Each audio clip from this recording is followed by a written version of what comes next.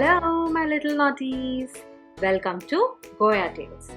Now that we are done with Navaratri and Dashera, all of us are getting ready to celebrate Diwali in just a few days, correct? When we talk about all these festivities, what comes to your mind when we think about decorating our house and telling others that, hey, we are having a festival, we are celebrating something in this house? What is it?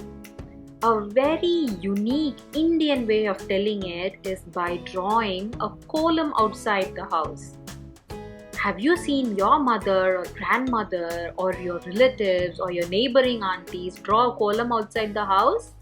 Probably you might be calling it with a different name, say rangoli or muggulu, hase, chittara, alpana.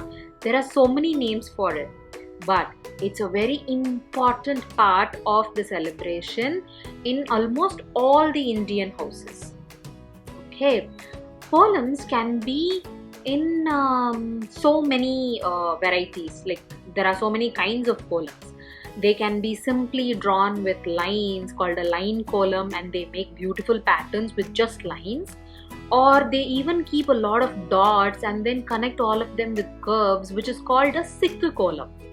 So sikh kolam can be very small like this, but if you notice, all the columns in this image has the same number of dots.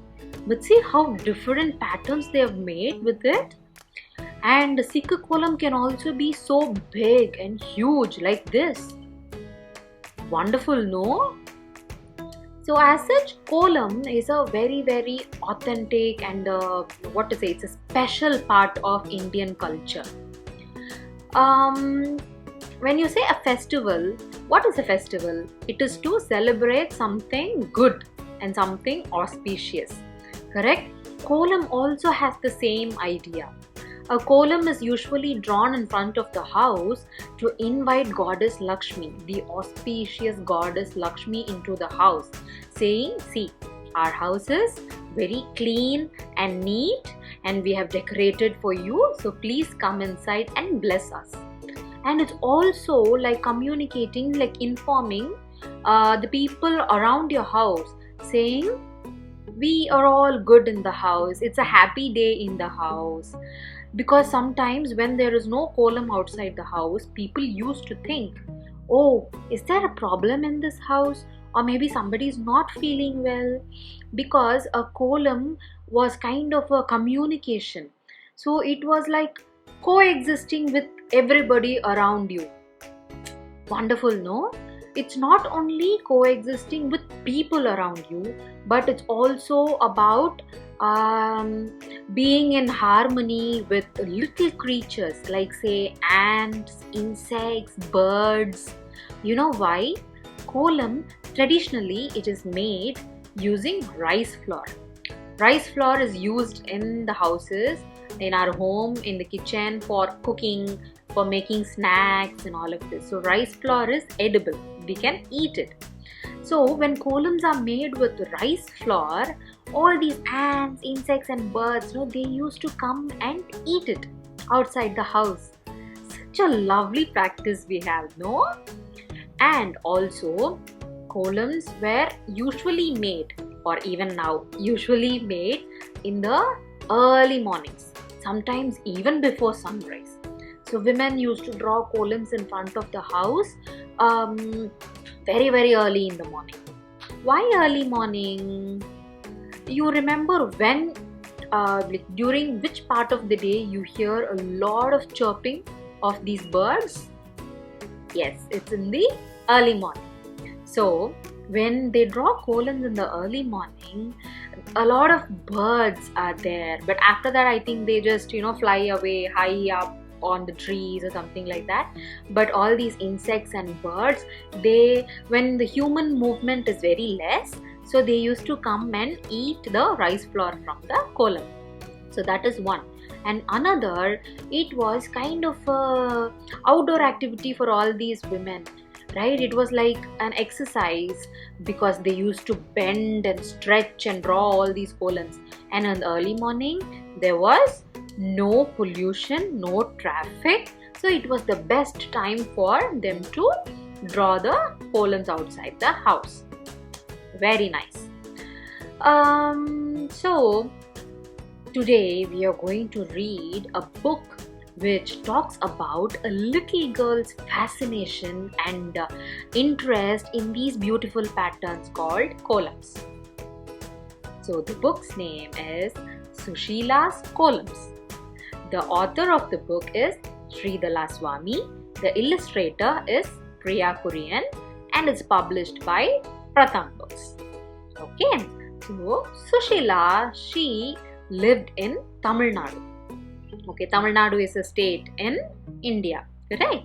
And she learned to draw columns from her mother. Like all of us, like, most of us would have seen our mothers or grandmothers or, in the neighboring houses drawing columns.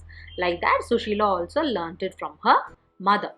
And every Pongal is a harvest festival that comes in the month of January. So for every Pongal, Susheela was allowed to make a kolam on her own. So the little girl Susheela, she used to make a kolam on her own because she was so interested and she learned how to draw a kolam. So it was like probably a proud moment for her. See, for the festival, I am drawing my own kolam for my house. She was so interested in the kolams that she used to draw it all across her town, everywhere, on walls, on streets, on other people's houses, the walls of other houses, and sometimes even when she's going outside, like on trains, everywhere. But nobody scolded her. They all admired how beautifully she used to draw these columns because she was still a little child, no? So everybody admired, wow, see, wonderfully she is drawing. You will be surprised who actually came and asked her next. So she used to draw these columns even on kites that were flying up in the sky. So she used to draw columns everywhere. So, and everybody liked Susheela's columns also. One day, the Air Force, you know what is Air Force? Is like the soldiers who actually fight for our country using aeroplanes. They are called Air Force. So Air Force people, they had come to ask Susheela how to make a kolam. Why did they ask how to make a kolam? What do they have to do with the kolam? Let's see. So Susheela also taught them how to place the dots. Not the dots, but just imagine where you're keeping the dots and how to dip and dive and go around all of it and make a beautiful pattern. And you know where they made the kolam? The Air Force people? Yes, they made it in the sky with their aeroplanes.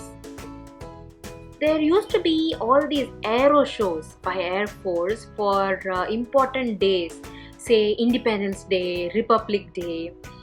Have you seen one of the aero shows? It used to be so beautiful. They look so colorful. Sometimes they do a lot of antics and kind of, like a gymnastics but in the sky.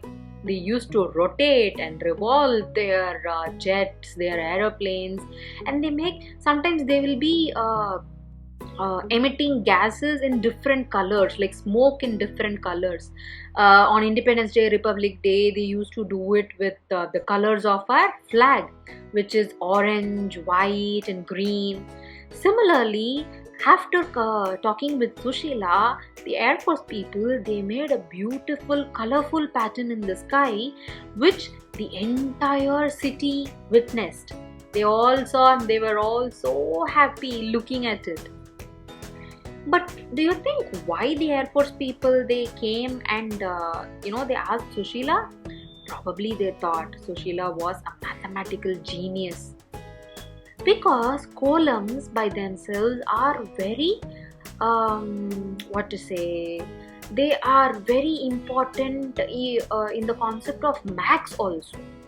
Because they are very symmetric. When you see columns, it will be like, they will be symmetric and equal from all the sides. They have to remember, especially when they are drawing, bigger columns, they have to remember how many dots are there in each side. And are we drawing it correctly? Are we connecting them correctly? Are we not leaving any dots in between? So there are so many mathematical concepts also involved in a column. And when a little girl like Susheela is making them, people admired her, saying, wow, she must be a genius making such beautiful columns. Right? So after the aero show, that night Susheela was very happy. And she was looking at the sky. She was standing in the balcony and she was just staring at the sky. And what is there in the sky at night? There is a moon and there are a lot of stars, shining stars. They were all looking and shining at Susheela. Susheela was just thinking, wow, how wonderful, no? There are so many beautiful and bright stars in the sky. Can we all connect them together? Now do you wonder where Susheela was planning to make her next column? Yes, we shouldn't even be surprised if at all she make columns in the sky using the stars. Because you know what? In early days, people who studied the history of columns, like how it all started, they actually believed that people who, especially who were living on the seashores, they looked at all the stars in the sky and the constellations. You know what a constellation is? It is like a specific design that the stars form. So people actually they believed that we started drawing columns by looking at the beautiful constellations in the sky, and they used to copy that on the ground because they also had a religious importance. Say they considered some of the constellations to represent some deities. Deities means gods. So there was a lot of connections, like an astronomical connection, a religious connection. So there are a lot of things that actually which are connected to the columns. Such a complex idea, right? We just think, it is just a ritual, a simple drawing or a pattern that our mother or grandmother they draw in front of the house. But there are so many ideas behind columns, and it's not just that. And I said it's a very unique Indian way of doing, correct? But there is also something similar which people in other countries follow, which is called sand painting. So sand painting is also similar to these patterns like our rangoli and kolam, where they do a technique called dry painting, and these dry sands of different colors, they use that to draw these beautiful patterns on the streets, on some ground, outside. So it is also a very recent and a very it's a celebrated practice in many other countries as well. Wonderful, no? Such beautiful patterns, no? Are you also interested in these columns now, like how Susheela was interested? If yes, you can check with your mothers, you can check with your grandmothers. They might teach you so many things, and how to start with a small column and then go on learning such bigger and complex columns. So this column is not only a practice, it's not only part of the culture, but it was also kind of a way of life, saying they wake up early in the morning, correct? So it kind of sets a routine. So you wake up early in the morning, and then you stay in harmony with all the little creatures around you. So you draw the column with the rice flour, and it's also considered as respecting the earth, because we walk on earth, we run on earth, correct? So when you draw the column on the earth, It is like symbolizing, it is a sign of saying, Earth, Goddess Earth, Bhuma Devi, we respect you. Okay, and it's also like an exercise, as I told, because they stretch and bend and they do such big columns, they draw such a big columns, and it needs a lot of focus. Only when you are, like any art form, when you're doing something, when you're creating something, you should be very focused and very calm, no? Only then you will be able to do it. So imagine you're starting your day with so much of focus and calmness. It ensures that your entire day is starting and it's going on very smoothly. So kolam was kind of a way of life. It was a routine.